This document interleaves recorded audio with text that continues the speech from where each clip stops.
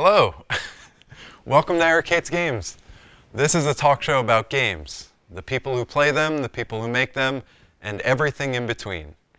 Each week we pick a topic and discuss. And if you want to join the conversation, either in the studio or remotely, just drop me a line. We'd be happy to have you. This week, it's time for dinner, but you can't pause the game and everyone's counting on you. My name is Eric, and I love healthy gaming. So today my guest is Joe Shope. Do you want to introduce yourself? Sure. I work here at County College of Morris. I'm not much of a gamer, so people are wondering why is this old guy on there? But I'm a parent, and I have 3 kids, and so I was one of the first generation of gamers. I had an Atari back in 1979. Used to play Pong.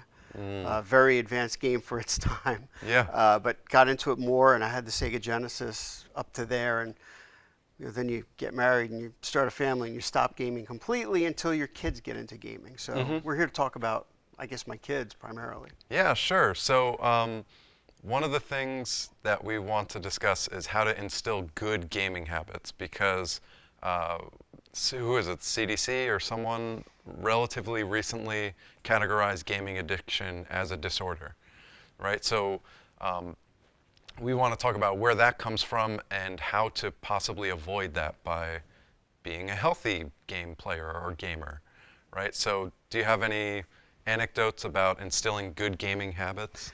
Well, it's funny because initially you had handheld games, right? The Nintendo, is it?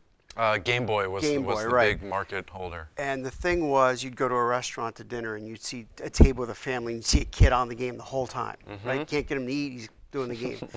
And you could see it was not healthy, that these kids were addicted to it. Right. But I guess I was fortunate because my kids got into gaming as it became online. Okay. So they could play with their friends. But the key thing with anything is be a parent. Yeah. Limit the amount of exposure you have and actually interact with your kids. Do things with your kids. So our kids would have gaming time, but then summertime we're going outside, we're going in the pool. Or we're going here, and the kids had activities, whether it's my daughter's with dance, gymnastics, my son with scouts, soccer, track. So they weren't 24-hour gamers. Okay. Did they play a lot of board games when they were young? Yeah, when we were young, we would, again, it's about stimulating your kids and interacting with them. So we would sit down and play Chutes and Ladders. Monopoly. They loved the slides, and the other one with I can't remember the name, but the cards, you flip the cards. And Candyland? Candyland. Candyland. Yes, Candyland. Yeah. And then as they get older, they got into the game of life. They get into Monopoly, and we play with them. Monopoly's a tough one because you could play for hours. Yeah, so I have a question that generally comes up, because we talk about this a lot in my games classes, like, why Monopoly?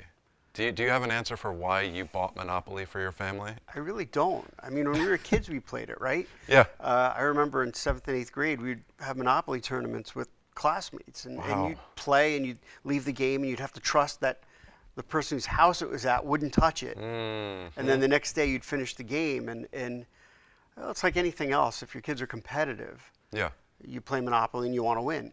Right. And almost, it's funny because now that I'm an adult, I read the rules. Nobody ever plays by the rules. No. It's a very common house rulesy game. Yes. You land on go, you get 400. Right. You pass go, you get 200. Free parking. Free parking. Oh yeah, free parking is all the cash that's been left over from the taxes or whatever. And jail and doubles, rolling doubles and things like that. Yeah, it's a game that was designed for instilling capitalist values, right? It's Squash like your opponent. Yeah. You literally lose when you go broke. Right.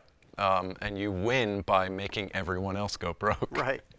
But besides for that, let's talk. So board gaming is a way to keep that physical proximity and the physical stimulation of being next to someone. Yeah. And playing games and literally handing them things and pushing them when they do something annoying and stuff like that. But even educationally, Yeah. I played Scrabble, which Right. is great for putting words together. And my 17-year-old daughter still loves playing Scrabble. I still play with her, slaughter her regularly, but every now and then she'll beat me, and she's like, it's a sense of accomplishment. Yeah, yeah. Scrabble's a neat one because it gives you something to do, and probably a lot of these games, it gives you something to do when it's not your turn, Right. which is a really big deal. Like you have these tiles with letters in front of you the whole time, and the whole point is to abstract, to take your brain and like move things around and reorganize. So that's a big one. I liked Scrabble growing up, even to when I was in college. Like, what do you want for Christmas? I was like, a dictionary and Scrabble. And that was kind of nerdy, I guess, but also like, I don't know, those are the things. I was into the English language for a long time, so. Well, college tends to be different types of gaming. Yes, Right. there's a lot of gaming in college that revolves around drinking, and you have to be more important about, or more. I don't know. You just have to be more careful You have to about be responsible. what. Yeah, you have to be responsible about what it means to game healthily in college. But even then, gaming takes the form of that fire that people get around to socialize. Right. Right? And you mentioned online games. Do you know what games your kids play online? Really, my son plays the most online. Okay. Actually, my oldest daughter plays, I can't remember the name of it, but it's a game where there's paint splatter and you got to cover a certain amount of space. Splatoon. Yes. Yeah. And you have 3 teammates and you fight 4 other teammates. And, she got really good at it, so she would always be among the higher levels. And if she got 3 beginner players, Yeah. she'd get angry. Okay. Oh, these guys suck, right? But then if she got somebody else who was at her level, they would really wipe out their opponent. So Okay. it is competitive. And then you wait.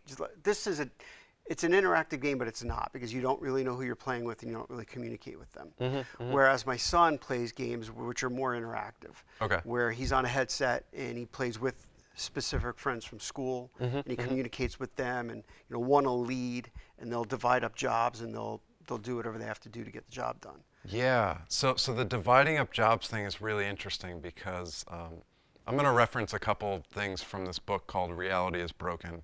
It was written in 2012 by Jane McGonigal, and her basic thesis is that, listen, as a world, we spend billions of hours a year playing games, and the question is why, and the answer is, one of her answers is, well, reality is a lot less engaging than going online and organizing a raid with 40 different players, each of whom has a very specific job, and if anyone fails, then you all fail. And when you compare that to going to, our jobs are different. We interface with hundreds of people a day, and that's great, but a more common job is showing up, sitting down from 9 to 5. And maybe you message your coworkers, but you're not leading a team. You're not, your role doesn't seem to matter as much, filling in spreadsheets and stuff like that. So her idea, or her argument is, maybe people are playing games because reality is less interesting than games. I think that might be part of it, but Yeah. technologically, we're the most advanced civilization we've ever had. 80 years ago, people were hand washing clothes, Yeah. Yeah. right? And now you stick them in the washing machine, you forget them for an hour. People shop online. Food, right? Even food, they Peapod. They don't have to go buy food. So you're Right. home more. You have a lot more downtime. Yeah. You have a lot more free time to do things. Leisure time. Yes, which we didn't have as a society. Yeah. So 1980, Animal Farm, where they talk about, why are we doing all this work to build the windmill? It's so that we can have leisure time, so Right. we can have time off. And then what do you do in your time off? In that book, you work. But in our society, my brother-in-law shared with me something from either the Wall Street Journal or something else that was like, why don't you have free time? And then the subtitle is like, because you have a phone. And it was like, you definitely have free time, but you are looking at your phone during that time. Right. So there are games on phones that are not very interactive. They're not very communal. right? And just to go back to talk about your son and your daughter playing games that are connecting them outside of school. Are there any other games or things that they do besides for playing games that connects them?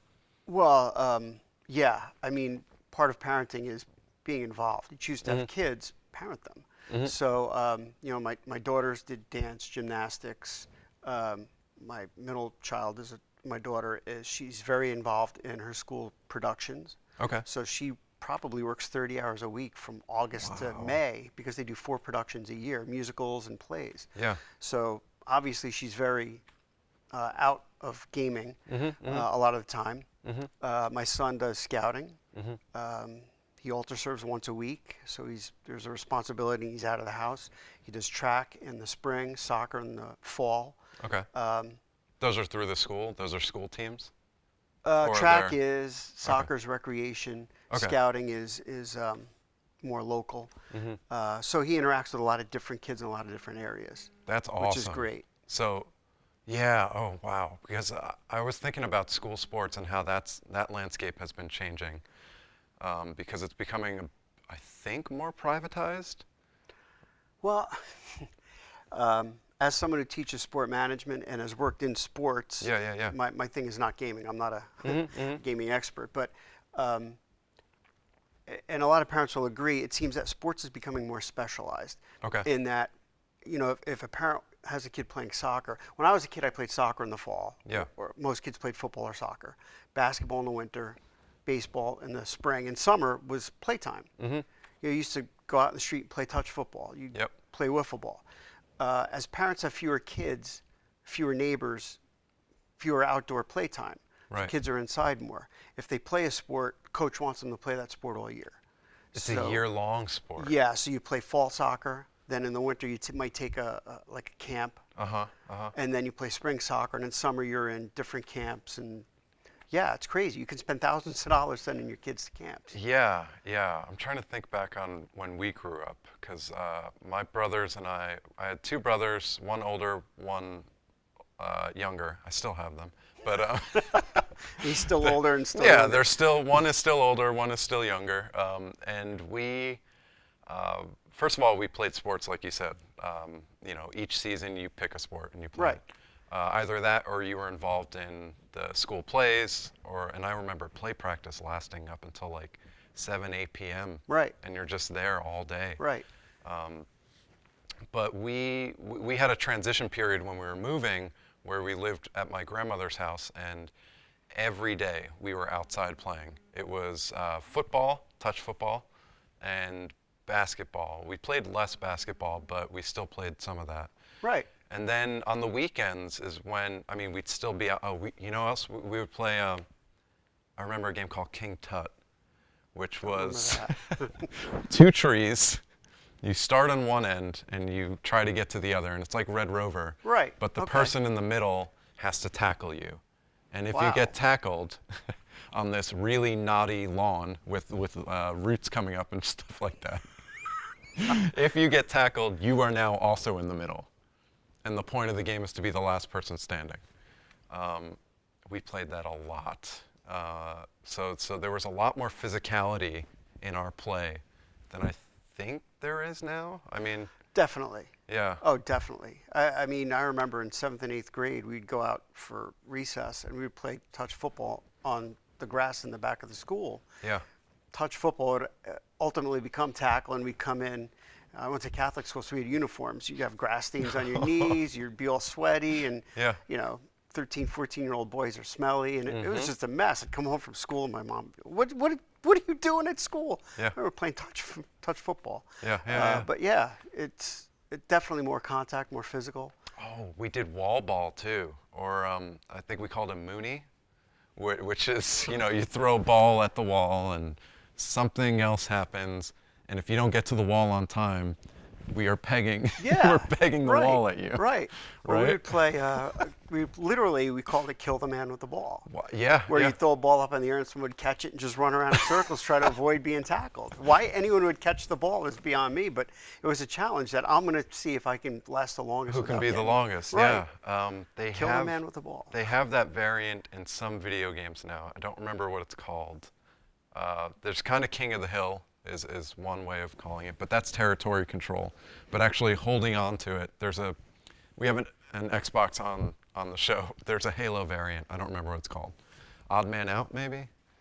Something like that. But anyways, let's pivot to when do games cause problems, in your opinion? Like I said, you go to a restaurant and you see a kid at a table who's not interacting with, and I'm not just talking like a family of four going out for dinner. I'm talking like there's a table of 15 people at a birthday party, and the kids are not interacting with anyone. With the other kids there. Right. That Right. to me is a problem. Yeah. And some of it's parenting, but sometimes kids have a traumatic event in their life that they turn to gaming as almost like a drug, which is why it's been classified as a disorder. Right. Right? So kids are looking for an escape, whether it be alcohol, drugs, or gaming. And adults too. It's not just a kid thing. Adults will use that as an escape as well. But if there's a stress factor in life, then obviously they have a problem to deal with. But sometimes it's not stress. Sometimes it's just a parent can't deal with a kid, and it's like, all right, you play this game, and we're going to sit and eat dinner, and we're going to talk among the adults, and you kids do whatever you want. And the five of them are sitting there doing this.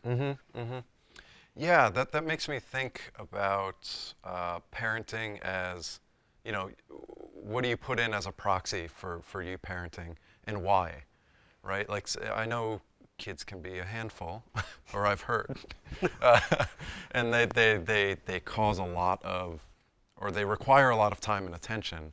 But do you think maybe it has to do with how much parents are working, and when they're not working, they need There's time a number away? of factors. I don't know. One, like we said before, fewer people are having fewer kids, Yeah. getting married later. So they're not, I think my dad was 22 when he had me. So when I was playing youth soccer at 9, he was 30, 31. So he was still physical, he was still active. Okay. You have a kid when you're 40, when your kid's 9, you're almost 50. You're not as active. Yeah. You've been working 30 years already, right? Yes. You want to relax. You want to Yeah. get home and relax. You don't want to do those things anymore. The So energy, it's yeah. tougher. And then with fewer people having kids, you have less kids in the neighborhood. So like I said, when I grew up, there was always a neighborhood full of kids in the street playing touch football, bicycle tag, riding bicycles. Yeah, that was always fun. Bicycle You tag used to sounds do like a that? problem. Oh, yeah. Well, we famously, to my group of friends, we had a rocking horse, right, that I had found. That was a nice old wooden rocking horse. And we saw some rollerblades. And where I grew up, a lot of kids had mopeds. So we, rocking horse, rollerblade wheels, motorized vehicle. And yeah, that was one thing that we did. We tried to stay on the horse as long as possible at 30 miles an hour. And nobody had pads, nobody had helmets, right? No. Helmets for the moped, Yeah, for sure. because but it was like, required by law. no pads. Not at all. Road rash. Yeah, exactly. But riding bikes to school was a normal thing. I Right. had friends who rode down, and we would ride up to school together. And I don't think we had bike locks even, but No. I see a lot of buses now, and I don't see that many kids walking to school. I don't have firm numbers on this, but is there a paranoia about letting your kids outside? You know what? I think when I was young, there was a kid who was kidnapped in New York City named Eitan Pats. Okay. And they never found him. He disappeared. Wow. And they found out like 30 years later, like recently, this came up, that's how I remember the name, that it was literally his parents let him walk to school for the first time that day. Oh, no. And he got kidnapped and killed. Oh. It turned out he was killed by somebody in the neighborhood. Wow. But that case and the fact that media was still not as broad as it is today, but getting broader, scared the daylights out of parents. And that's that generation of parents became helicopter parents, Mm-hmm. where, yeah, it's like kids don't walk to school anymore. You know, the worst thing for me commuting to work is you get behind that school bus. And it used to be they stopped at a corner and 15 kids would get on a bus. Now they stop at every house. Yes. And it's like, don't your neighbors, like I would walk my kid to the next door neighbor and be like, how you doing? And people don't communicate like that anymore. Yeah. So you can literally, if you're on one street that's a long street, you could be an extra 10 minutes to get to work because the bus stops every 1 or 2 houses. Yeah, I wonder how it got to be that individualized. I don't really see, you know, my wife grew up where the bus stop was down the road from her, and down the road was like a mile away. Right. And you walked, Right. you know, you walked down the road. No matter what time of year it was. She had her friends that she walked with, and like it's a group of kids. I don't know. I wonder if it has anything to do with cars and how many people drive cars or how fast. I don't know. I don't know, but it's definitely a different world. Is it a better world? It maybe in some ways it's safer. Right. But you know, like I said, fewer kids on the neighborhood. There's less social interaction, which in some ways is why gaming today is in a limited amount is healthy, because my son will get on a game with his friends from school, and like I said, they work together, they play together. So it's not like when we were kids and you had Sega Genesis and you're playing Sonic by yourself for hours on end. Yeah. You're interacting with other kids. I remember. There was like one thing about.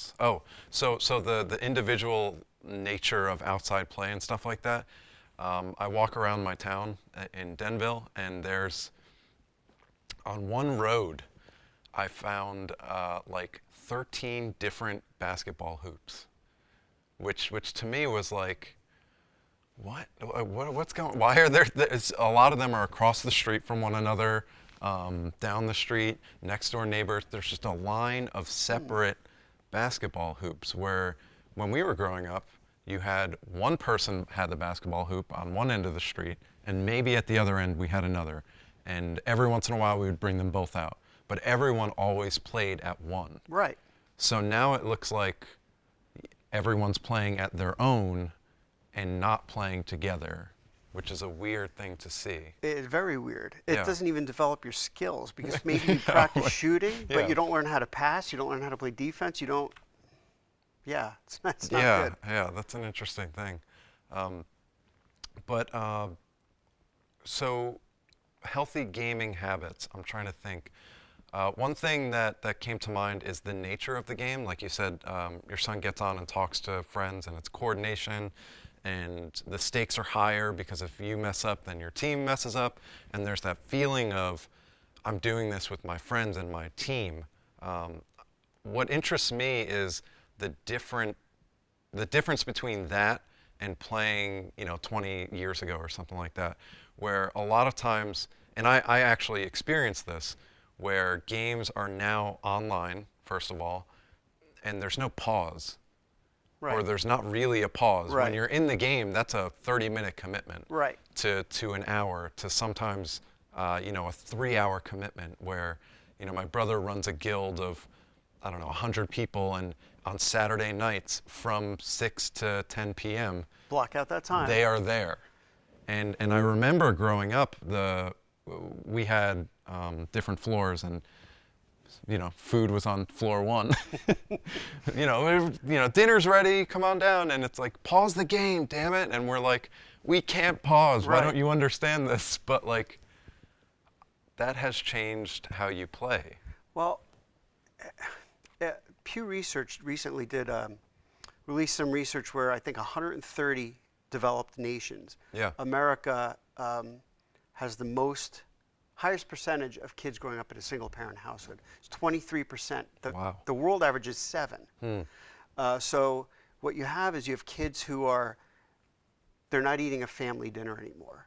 It's not mom and dad are sitting down, now the kids come down and sit and eat together. It's mom or dad, and well, if you're playing, we'll eat when you're done, which kind of enables that kind of play. Sure. So now there's no strict boundary. Right. And that seems like a really bad idea. Yeah. To say, when you're done, when you feel you are ready, to someone who's developing and their brain is still trying to understand how much they can do, their limits. So set boundaries, please. You have to set boundaries. Absolutely. Because that sets expectations, right? Like if you look at a board game, you go to Walmart and you see a board game on the side, it says about 30 minutes. Right. Right? If you are a person that's going to start getting into this commitment, you need to know I have X amount of time before dinner. Right. You know, dinner's at 6. It's 4. I can't play for 6 hours. That's not how math works. Not happening. Yeah. Huh. Do you think there are any gaming role models that you can think of? I don't know because I'm really not in that world. Yeah. I know esport has really taken off Mm-hmm, in the world and in this country. Mm-hmm. Especially in Asia, it's big. It's getting big here, but I don't think people really understand just how big it's going to become here. Mm-hmm, mm-hmm.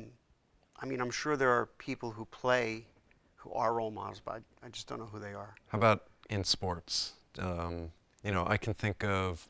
I don't watch sports religiously. I don't watch the big popular sports. Right. I watch the sports that people make fun of, like tennis and cycling. So I'm a you little know. older than you, so I watch golf now. Oh, that's good. Golf's it's a nice passive Yes. sport to Yes. watch, but like, I can't think of like I want to be like Federer because he has kids. You know, like are there sports athletes that are like good role models for their community and for kids? I know in of football course. there's often the opposite example shows up. You know, and but- that's the problem is that, and my career is working in sports video production. I freelance there now that I work here full time, but my background is in sports. Unfortunately, the bad cases always get blown up, right? The media is always looking for something to exploit. 3 or 4 days, they move on to the next story, If right? it bleeds, it leads. Exactly. Yes. Don Henley wrote a song about that, Yeah, right? yeah. Dirty Laundry. Dirty laundry, yeah. Yes. So what they don't tell you they should tell you more about the great role models. You know, the Yankees do a thing called Hope Week every year. I don't know what the Hope stands for, but it's an It's an acronym? Acronym, yeah. And they do a lot of charity work. You know, Eli Manning with the Giants, he just retired. A lot of community activism, a lot of community work, sick kids, and things like that. And sports does so much great for people like that goes unnoticed, unfortunately, that, you know, the person who does the bad thing gets the lead story. But no, there's a lot of great role models in sports. Absolutely. Yeah, I can see that. And it might just be a problem of media coverage, right? And Yeah. what people want. And now in a social media world with Twitter, and it's about getting the story out fast. Who can get it out fastest? It may not be right. You know, there may be some factual errors in it that we haven't found out yet, but get it out there as fast as you can. Yeah. Yeah, I can think in the gaming realm, I can think of examples like, I think last year there was someone at a Madden tournament who was shot and killed. There was a shooting at a Madden tournament, and at least one person died, if not more. Shows you how quick our news cycle is that I can't even remember this massive event. But throughout the year, there's several events. We did a whole episode about speedrunning where there's this event called Awesome Games Done Quick and Summer Games Done Quick. And they're, you know, semi-annual events. And they raise money for Doctors Without Borders. Millions. Every event they raise money. Millions of dollars. And that I've never seen on the news. And why not? I've Right? never seen Doctors that Without make the Borders news. is an international program that helps underfunded, poor nations, and that's obviously a tremendous cause. Yeah, yeah. So, yeah, it's questionable. You know, what do we as a society want to know about games? And it has historically been a demonized habit, or, you know, passion, or whatever you want to call it. But any other tips for making healthy gamers? You know what? Just be a parent. Be present. You know, I don't watch a lot of TV, but I'll play, even though I suck at it, I'll play games with my son. I'll play board games with my daughters. I tried Splatoon. I'm just not good at it. But It's a it was tough fun game. to try, Yeah. right? but just be present, be there. Mm-hmm. I look at it this way: the life expectancy is about 80 years, right? Mm-hmm. Mm-hmm. If you have two kids and you have them close together, you're going to be a parent for about 20 years. It's only 25% of your life. Yeah. Be present, and then when they go off to college, there's your you have 40 years to relax, Yeah. 30 years to relax. But be present, be a parent, and help make the world a better place by making your kids better people. That's great. Yeah, and I think modeling good behavior is what that is. You know, like taking the effort. A lot of people I've seen don't like to do new things or challenging things because it's difficult. And learning is more difficult the older you get. And so, I'm not good at games, so I don't want to try it. Even if you flop around for 20 minutes, like trying to play, that's still more meaningful contact with your kids. I would say modeling that good behavior is a good recommendation. But I believe that's going to be a wrap for today's episode. And today's real life advice is, as the philosophy group, the Spice Girls, told us, too much of nothing is bad enough. So today's real life advice is all things in moderation. Thanks for being with us. The Spice Girls. Yeah, they're great.